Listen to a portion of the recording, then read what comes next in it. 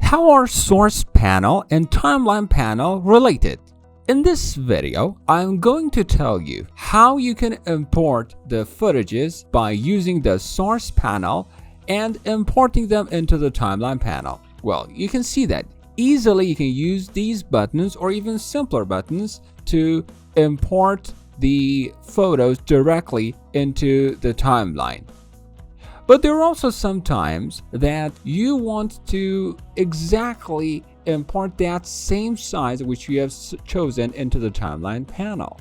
Well, for example, here from this point up to this point, I need to be imported into the timeline.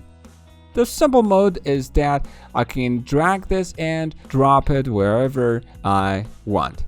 But there are times when I want it to start from exactly a specific point in my timeline. For example, imagine here when this lady raises up her head, I want this point to be exactly the point where my footage will start, and it plays up to this point.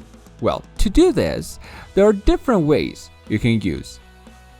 The main way is to use the overwrite and insert buttons. Well, you can see the shapes of them here, and here there is a difference between the two footages, and in the overwrite button, those footages are directly imported on the file. Okay, let's talk about this. For example, here I choose the overcut.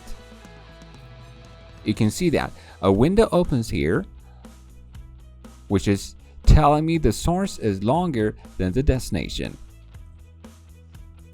It is actually telling you that this footage which you want to import is much larger than this distance, and it gives you some choices. The first one is change clip speed, fit to fill, and if you have passed these 6 important tools, you can see that there is a tool as registration tool, and it would change the speed of my files. But I do not need this button here, so I can go to the next one. The best button here is ignore sequence out point, which will ignore the final point.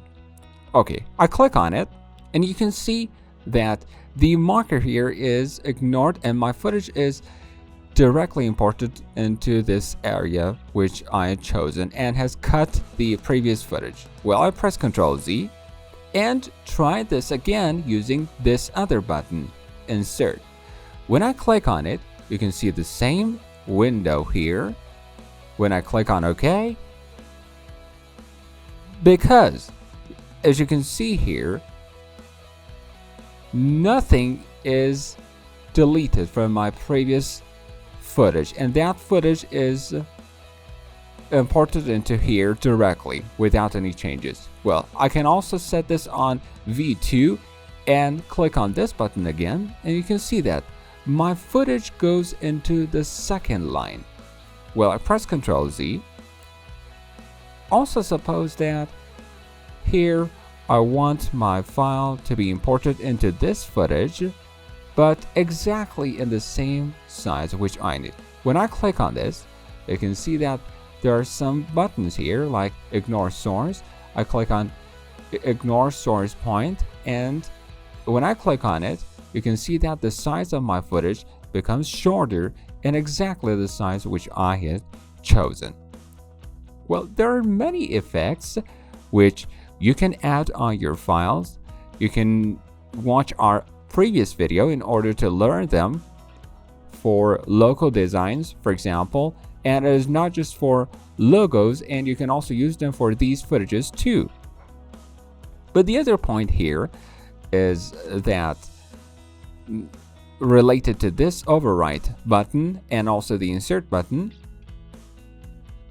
I can also use this method based on what I need.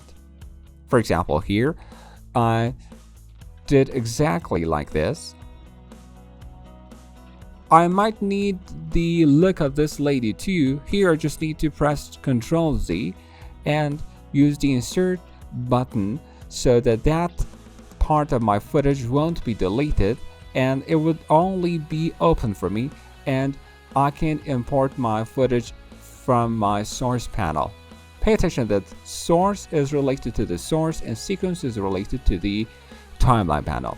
I press on OK, I click on OK, and you can see that it is imported without cutting my footage. Thanks for watching. Thank you for watching this video. You can click on the link below to subscribe to our channel, where we have plenty of more videos for you.